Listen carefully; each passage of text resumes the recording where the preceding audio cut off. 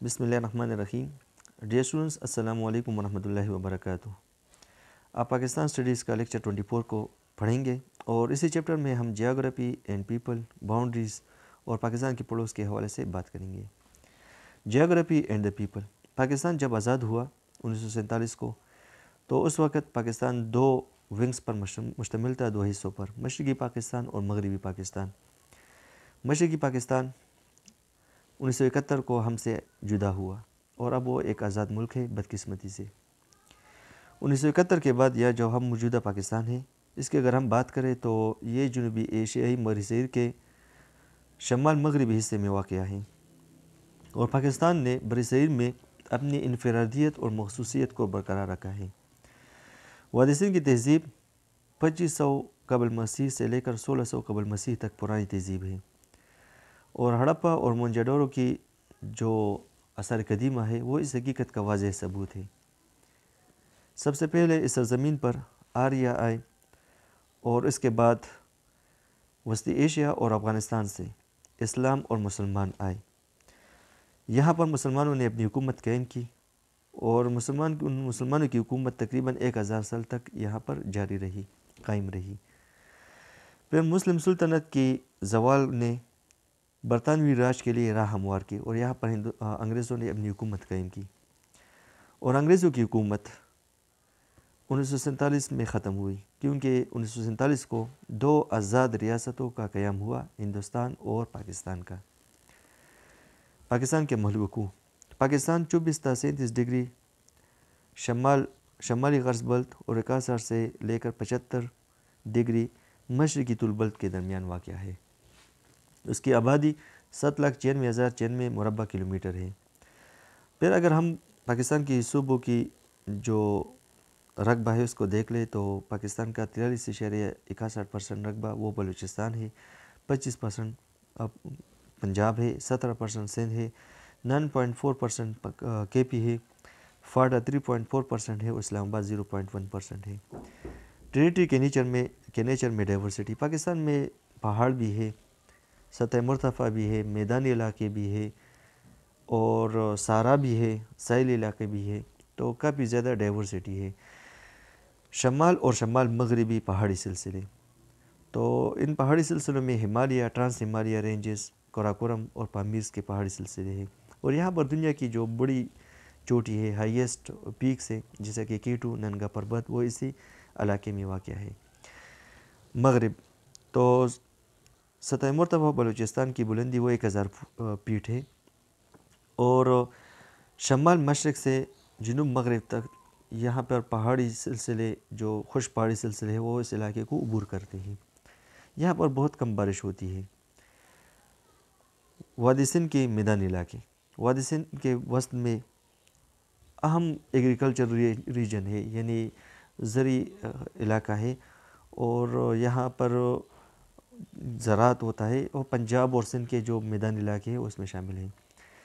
اس طرح وادی سندھ کے جو اپر انڈس پلین ہے، جو وادی سندھ کے بالائی میدان ہے، اس کے مشرق میں سطح مرتفع پٹوہار ہے.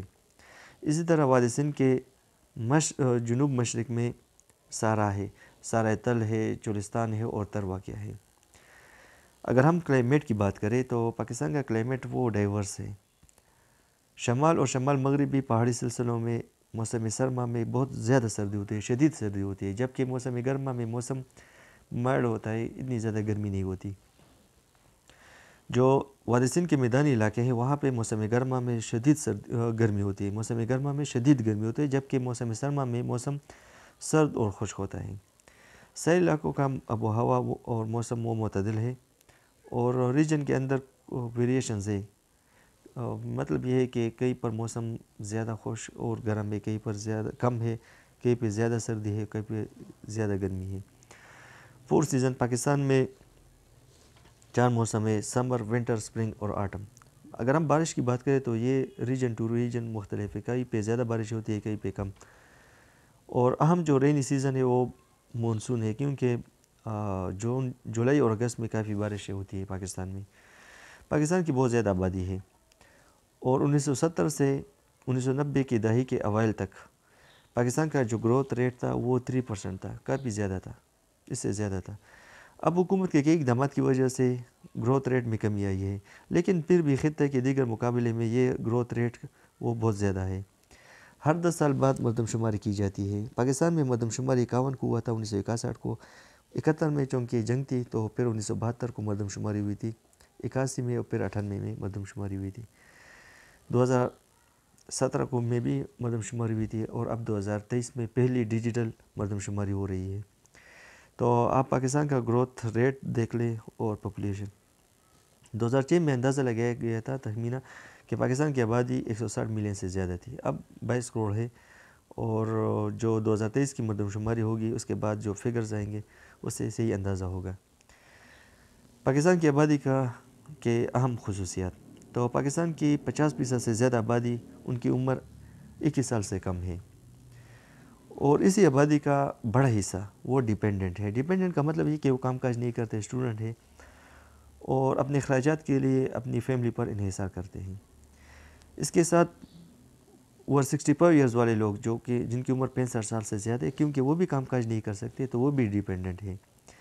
تقریباً 30% آبادی وہ شہروں میں رہ رہی ہے، اور لوگ دیہات سے شہروں کی طرف نقل مکانی کر رہے ہیں۔ اس کی وجہ کیا ہے؟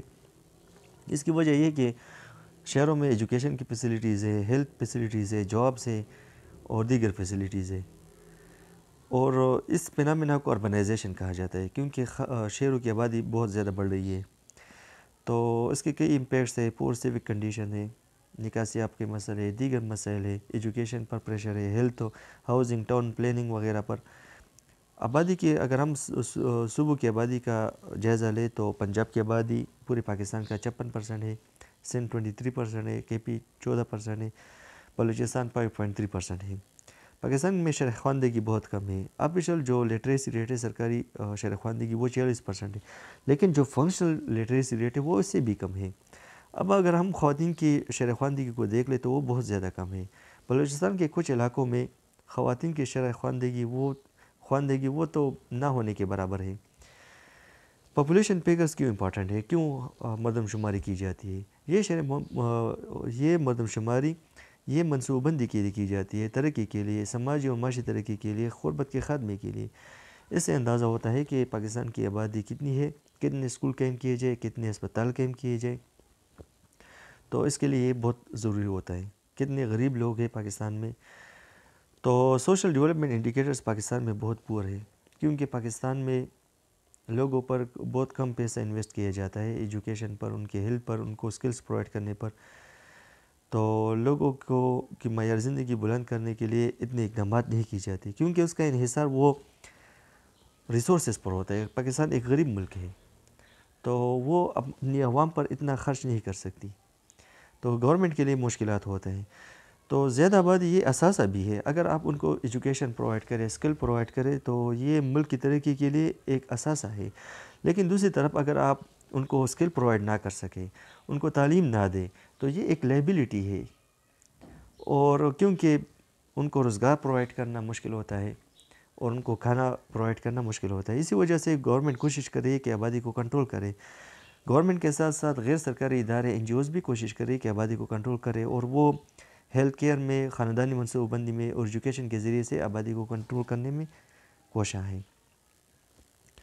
کیونکہ جب آپ لوگوں کو ایجوکیٹ کریں گے کہ زیادہ آبادی کے یہ مسائل ہے، تو ظاہری بات ہے کہ پھر لوگ کوشش کریں گے کہ آبادی کو کنٹرول کرتے ہیں۔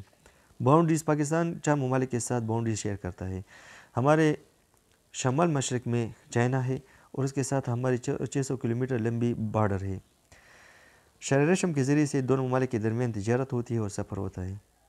تو سلک روٹ یہ ایک میجر لنک ہے۔ ہمارے شمال اور شمال مغرب میں افغانستان ہے، اور اس کے ساتھ 1200 میل لمبی سرحد ہے جس کو ڈیورنڈ لائن کہا جاتا ہے۔ یہ لائن 1893 میں، نومبر 1893 میں امیر عبدالرحمن اور سر ڈیورنڈ نے یہ لائن کو کھینچا تھا، اور اب یہ انٹرنیشنل بارڈر ہے دونوں ممالک کے درمیان۔